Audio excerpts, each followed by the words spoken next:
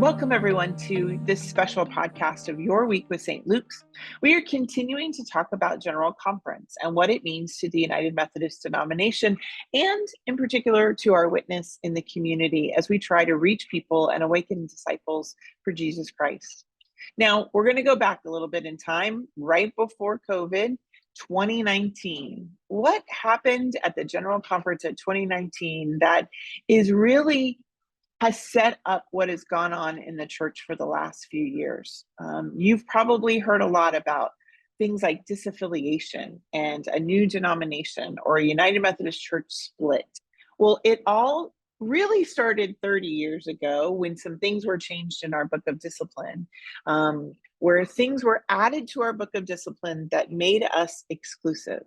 Before the 1980s, we were actually a congregation and a denomination that welcomed everyone, including LGBTQ. We just really sort of didn't have a policy. And back then, actually it was earlier than that, the 60s and 70s, provisions were added to the book of discipline that were continued to be built on that made us more of an exclusive denomination when it came to LGBTQ persons. In 2019, it all came to a head. And so we're going to talk about this with Alice and Derek and kind of fill you in on what's been going on and set the precedent for where we are headed in 2024. Let's listen. Before we get to what would happen at this General Conference, let's talk about what happened in 2019, which really is talking about what happened 30 years ago at a General Conference. But that's the one that a lot of people coming into the United Methodist Church and during COVID probably heard about nationally. So who wants to try and hit that pitch? All you, Alice. I'll start us on it. How's that? And so I go back to all I ever wanted to do was to go to a general conference, and I got really excited because I got to, we got to go, Derek and I both got to go 2016, Portland, Oregon. And I do want to say too, yes, I have a tendency to be a little over enthusiastic at times. I know it's a surprise, but it does happen.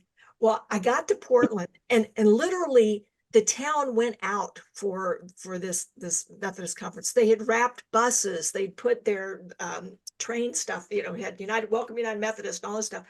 Well, I'm excited to see everybody. And you've got a lanyard that says that you're a United Methodist, so, this is who you are kind of. So, so I am going up to people that anywhere on the street. You have to remember, right? Exactly what Derek said before. For some people, not only was this the first time that they ever left their country, for some of them, it was the first time they ever left the home or village that they were raised and born in. And literally, you could just see the deer in the headlights look in people's faces, right? Mm-hmm. So one of the cool things that happened was, getting to know people, making relationship, that kind of thing is really cool. Okay. The other thing that came out of 2016, though, was something that we didn't expect per se. And as I said, all I wanted to do was to go to a general conference. Well, in 2016, there was a vote that did not go as well as what we had hoped would happen. And it really got us to a place where there was conversation on the floor of the plenary. Now, this is a big deal. It's like, conference, big deal. And a man by the name of George Howard stood up and made a speech that said, basically, bishops, you've got to lead us through this because we are at a divide. We're at an impasse as a church over the issue of how to think about LGBTQ inclusion in the church, specifically around the issue of gay marriage, because in the US and all of the states, it had been ratified that we could have gay marriage and that kind of thing. But in other countries, certainly it's still taboo. You couldn't even talk about it, that kind of thing. So there was the issue of gay marriage. And then the other piece, same-sex marriage, the other piece was the issue of full inclusion, allowing pastors who were LGBTQ practicing to be pastors, to be ordained, to be virgin. And so this man stands up, he says, you got to do something that help us lead. And so we left the conference with a lot unresolved, just a lot of stuff that just was left open. And the way that they decided to try to help remedy this was that they formed a commission called the Commission on the Way Forward of 32 people from around the world that could come together and try to tackle what can we do as a church to get us past this impasse around LGBTQ inclusion. And there were folks from all over the spectrum, those who were inclusive, those who were not, all of that. There happened to be And St. Lucas, one of those 33 from around the world, was our own Alice Williams. Alice Williams. Woo, woo! Yep. It was brave and courageous. Mm-hmm. It was not brave. It was not. Stop. And faithful of you to follow that invitation by God to represent so many people. Thank you. Okay, I'm done. Go ahead. So the only thing I will say is, let me just follow up on that. There were 3 members from the LGBTQ community, 2 male and 1 female, and I was the 1 female. And here's you don't know how God prepares you for things until you're in the moment or whatever. Part of it, I think, was my background, because I'd been in human resources at the Mouse for so many years. And you deal with a lot of different things. There are union negotiations, you deal with conflict, that kind of stuff. So I had some experience in that. And the other piece is that I grew up in a traditional church. I spoke traditional, meaning that I came from a background where I fully appreciate and understand where people are coming from who struggle with how to be inclusive, right? So I was able to talk with folks about that, but certainly live out who I was and who God wonderfully made me to be as a member of the LGBTQ community. Okay, so we did all this work. That was 18 months. We traveled to Europe. We did all kinds of stuff. We even brought in theologians. We did this, Jen will laugh about this, but we did this colloquy thing where we brought in these learned people from the Methodist Church to talk about issues. And I mean, they were candid conversations about, what does it mean to be LGBTQ in the church today?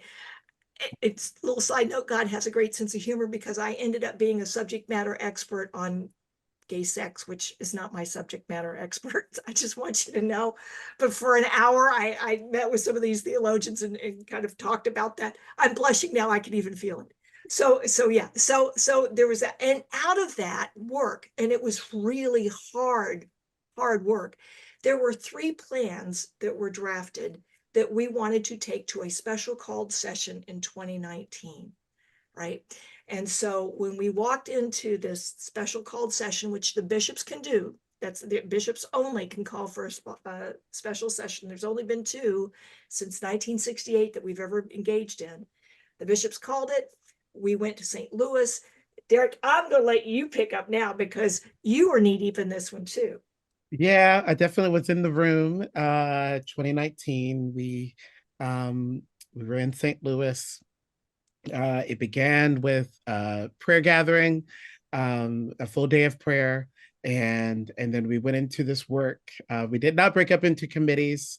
We were a committee of the whole, and so we had a day where we were a committee perfecting legislation like a committee would, and then there would be another day that we would serve as plenary.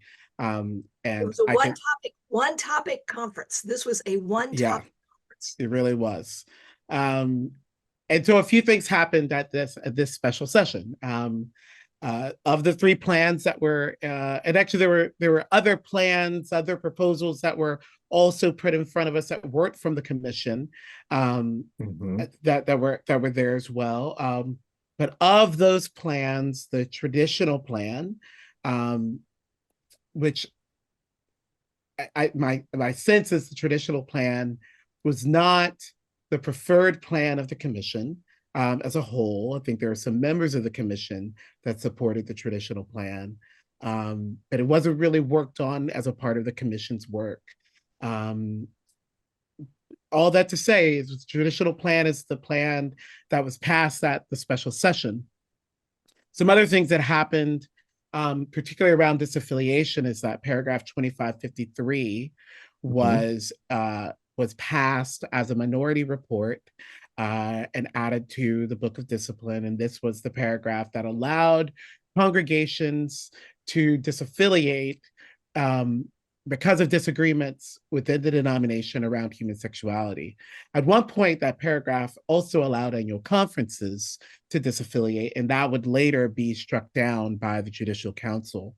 And I'll just say that there was a range of emotions on the floor of the special session when the traditional plan passed.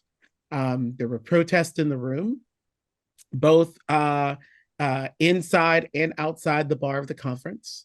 It was a decision that reverberated definitely throughout the US, but around the world. There were individuals in local congregations who knew very little of what General Conference was, what we were doing, what the traditional plan was. They just knew that something went really wrong at the special session. I actually think we should keep moving on the timeline. But I mean, we can stay here if you want, but go ahead, Alice.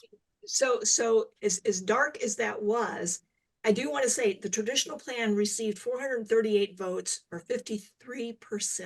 53%. They just needed to have a simple majority for this, which, by the way, kind of in and of itself was different, right?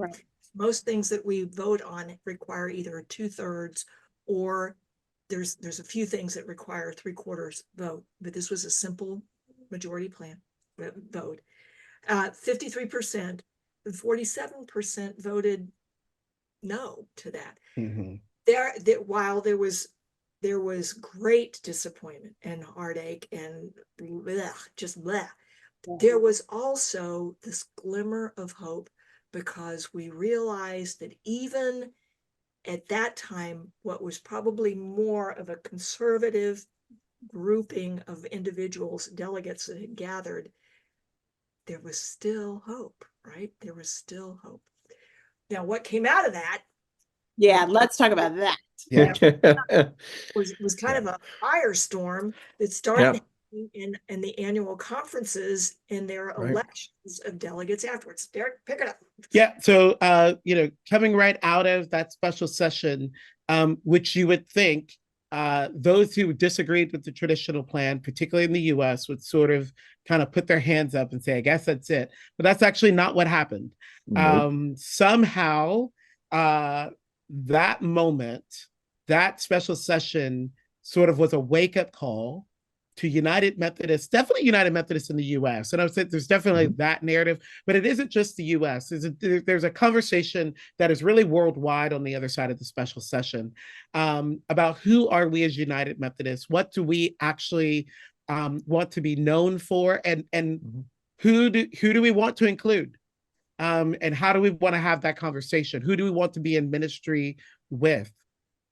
In the US, there are some individuals who began to gather broadly across the US connection to sort of say, you know what, we actually don't think this is done. We actually think there's work that can be done, that we can gather ourselves, organize ourselves, and actually reverse what has happened to reject and push back on the traditional plan. And so one of those groups was UMC Next, and they had this gathering at Church of the Resurrection in Kansas City, in Leawood, Kansas, rather, Leawood, Kansas. And Adam Hamilton was a part of that conversation, as well as some other folks like Pat Luna.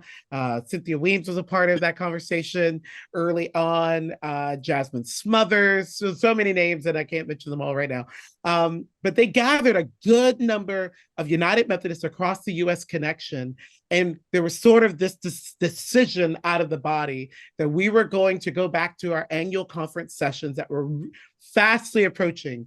And we were going to go back and make it very clear that we were not going to abide by the traditional plan. Now, some people might call this rebellion and recklessness. I call it the church speaking truth to its power. Amen. The church on the ground. And this actually happens a lot with General Conference. If you do sort of the historical work, General Conference makes a decision, and then that decision gets down to the ground, and the church on the ground says, no, nope, Right. nope. And Yep. sometimes it's like, why did we say no to this? But sometimes we're like, no. Yep. Right. And so Can I say something? go ahead, Jen. So St. Lucas, we were a part of that. That's right. Mhm. We immediately, our church council stepped up the week after General Conference and Mhm. put out a statement that we do not agree with the traditional plan. We some of us as clergy I gathered some clergy at St. Luke's with St. Luke's approval, and we said let's invite as many. I think it was just clergy, or was it clergy and laity? Like, let's invite as many of us that want to come, and we rallied just at what are we gonna do? Yeah. And so we're talking about that in the How do we conference. move And forward? then next got and yeah, we held those UMC Next gatherings at St. Luke's, did the work of strategy, all with you as St. Luke's support. Absolutely. Which is one of the reasons. I mean, there are many reasons that I think the world of y'all. This was one of those reasons.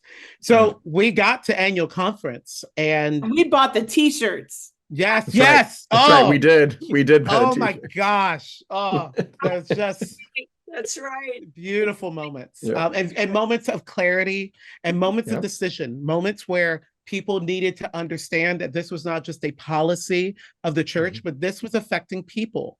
And I know that there are some folks who had some mixed feelings about t-shirts and what those t-shirts might mean. And, you know, it's pretty incredible. And I'll just say this out loud.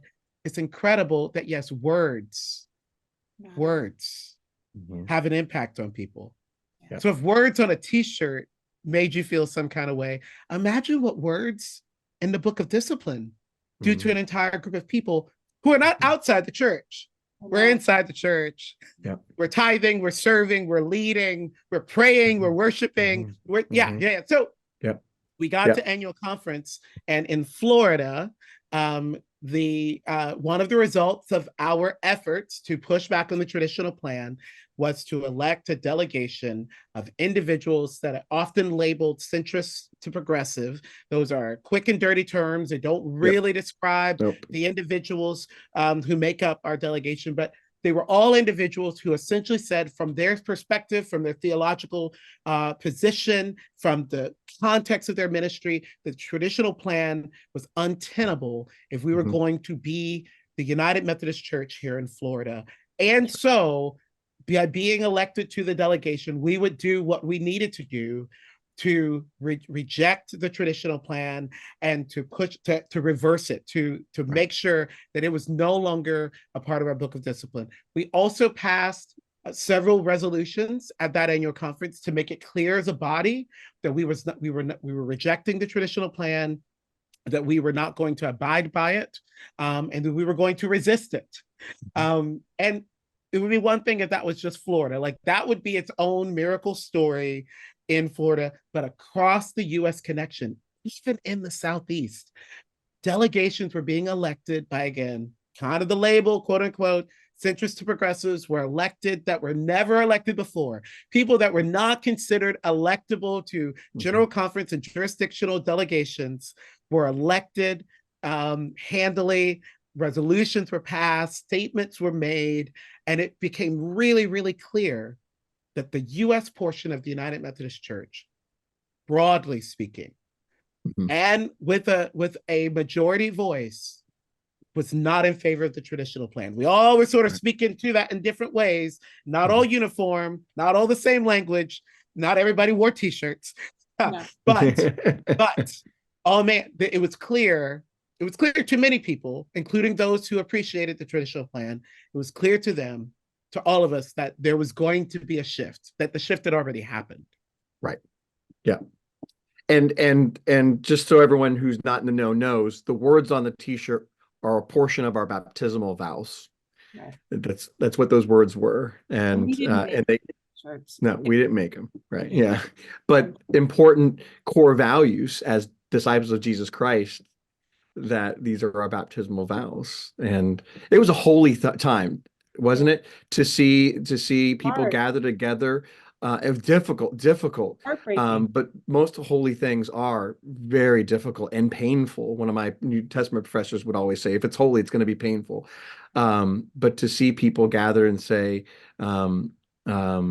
this way is not the way of us. And I would say even people that would typically, I was, first of all, one of the resolutions that you spoke of, Derek, was written also by St. Lucas, Daniel Roop, and Warren Willis. Mm-hmm. I just want to, again, I just want to say, and it was social resistance, and not everybody in St. Luke's agreed, but we agreed around this is our core values. And so because of our core values and what we believe about Christ-centered love, this is the move we have to make. And we work to try and bring as many people along as possible. And even at annual conference in Florida, I did hear some people who are more conservative on the idea of LGBT inclusions regarding marriage, regarding ordination, that would say, but I can't agree with the traditional plan because the traditional plan had so much teeth, Yeah. and caused even more harm than the 3 restrictions we already had. And so, there were, this was also people who wouldn't agree necessarily on those things, but would say, no, this was a step too far. Mm-hmm. There were 2 things that happened during that time frame too that I want to call out. One is specific to the Florida conference and to us. When the delegates were voted on from 2019 to go to 2020, because that was the next general conference, and it was apparent that it was not, it was going to be more progressive, more inclusive than before. It was a grace-filled moment in that there were people. I remember one person standing up saying, I've been a part of this church. I am more of a conservative person, and I don't know how to react to this because I don't feel that my church supports me anymore. And it was this pivotal moment when everyone around me, at least, said, well, what do you think they've been feeling like for years? Right. Right. So there was that final awareness in my mind of, oh, this is the first time for some people that they would have felt what it might be to be in the fringe or in the minority. So there was that, and that was not a rub in your face kind of thing. It was truly, it was an awe. And that person, by the way, was surrounded by people who were there to comfort and to say, this is hard. We understand that, but we've been there. We've been living in this. And then there was another moment, and it involved the St. Luker, and it was just a thing that happened. But there was a voice that stood up and started singing, "Turn Your Eyes Upon Jesus." Yeah. It was Bradley Roberts. He happened to be there, and he just stood up. And it was one of the most holy moments I think I've ever, I get goosebumps even now, because the entire place broke into song. So there was that. So there's that. Then the other thing though that started, but we can't just go that fast. Something you carry with you forever. That's one, right? But there's something else that started to happen, because it wasn't all butterflies and rainbows by any means. The other thing that started happening across the country was this push for bishops to bring charges against folk, right? And so one of the things that happened was that during this time frame, the bishops basically went forward with what they called an abeyance, which is still in effect, which is important, because what it's done is basically to say, we're not going to follow through on trials until this issue is completely resolved, or until we. So that leads us kind of into, that's one of the things that we're going to have to tend to or think about as we lead into our general conference in April. Right. So when all of this happened, we had this paragraph that was voted on in 2019. Predominantly so that if you couldn't live with the traditional plan because of your context, your theological beliefs, your understanding of inclusivity, you could petition to leave the United Methodist Church for a certain amount of time with your property if you paid into pastoral pension and your apportionments. Those are big words that we'll need a thesaurus for everybody to understand. But basically, it was for people who couldn't live with the traditional plan. But as time went by, as COVID happened, as things changed in the United States especially, traditional people who had put forth the traditional plan and supported the traditional plan, so I use that word not pejoratively, I'm using it just in alignment with the plan, and as it was titled, A Traditional View of Scripture and Marriage. They decided it was untenable for them to stay, and they began to use in an ironic shift, they began to use paragraph 2553 to petition to leave. Did I shorten that too much? Did I get that right? That was right in there. Yeah.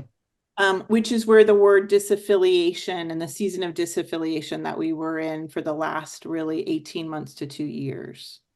Yeah. Where a new denomination was started, right? Global Methodist Church, which are predominantly supporters of, and the people who created what they called the traditional plan. Yes. I'm a traditional person in myself, but yeah, so these words are very oddly used. And so, gosh, how many churches have disaffiliated? Now, not all joined the Global Methodist Church, and not all left because of inclusivity. I know churches that are very inclusive, but they left because of just this mess. They just couldn't stay anymore because of the mess. And they are independent churches. But how many did we lose in the United States? Do we know that answer? We lost around 25% of our churches in the US. And I don't know that actual number, but between 2020 to 2023, we lost 25% of churches across the US. And Jen, if I could just kind of a point to that, there may be more that will leave because there are some churches who wanted to wait until 2024 General Conference to see if there will be either one, a change that would either be more beneficial, easier to leave financially, so we wouldn't be using paragraph 2553 any longer. So they're waiting to see if that will happen. By the way, I don't think that's gonna happen at all. I don't think there'll be a new exit plan. So there's that. Right. But then the other thing is there are some churches that are waiting to see what happens at 2024 because they may believe that either the traditional plan is going to continue, right? Or that the things. So we may find that the dust hasn't fully settled yet. We think the majority by far have that we're going to disaffiliate have left, but there may be some. So there. Okay, so what that means though is the delegates, most of those who disaffiliated, if they were delegates, they're not delegates anymore. Most. Some, it's really difficult sometimes to let go of power. And so there are some individuals within both the US and outside the US, some delegates who have been clear about their affiliation with the Wesley Covenant Association, their support of the Global Methodist Church. They've helped congregations disaffiliate in the US.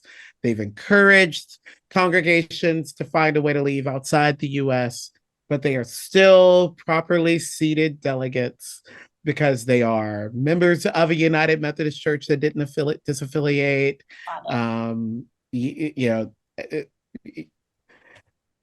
And that's just the nature of the thing. But I will say that there were many who recognized that let your yes be yes and your no be no, as Jesus says, right? I think that's in the Gospel of Luke, actually. St. Yeah, Lucas. yeah.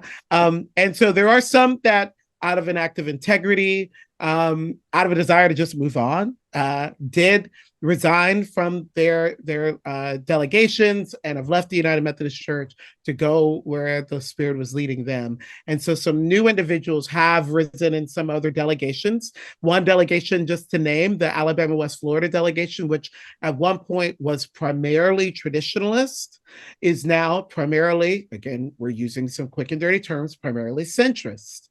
And that was a change that came because individuals said, you know what, my congregation's leaving, I'll go with them, and that means I'm going to resign from my post. So that has happened as well, and it is helpful as we continue to think about the ways that we want to move the church away from the traditional plan. So thanks for hanging in and listening. That was a lot of information and a lot of history, but I hope you can see sort of where and how we have been at work as a congregation in the midst of this behind the scenes, but also how important it has been for us, especially in Orlando, to live into our core values of Christ-centered love lived out through hospitality, acceptance, community, discipleship, and service. We've really sort of set the pace for what it means to be the United Methodist Church moving forward, because we are a place where everyone is welcome and where we're living into this as best we can, holding to the book of discipline as long as we can, and understanding that this is a kingdom of God justice issue. And so we're glad that you've been with us. Again, if you'd like to know more, we're starting some book studies. Multiplying Love is a wonderful book by Paul Chilcote that you can read that talks about this. Pastor Jad is going to be leading a book study by Steve Harper.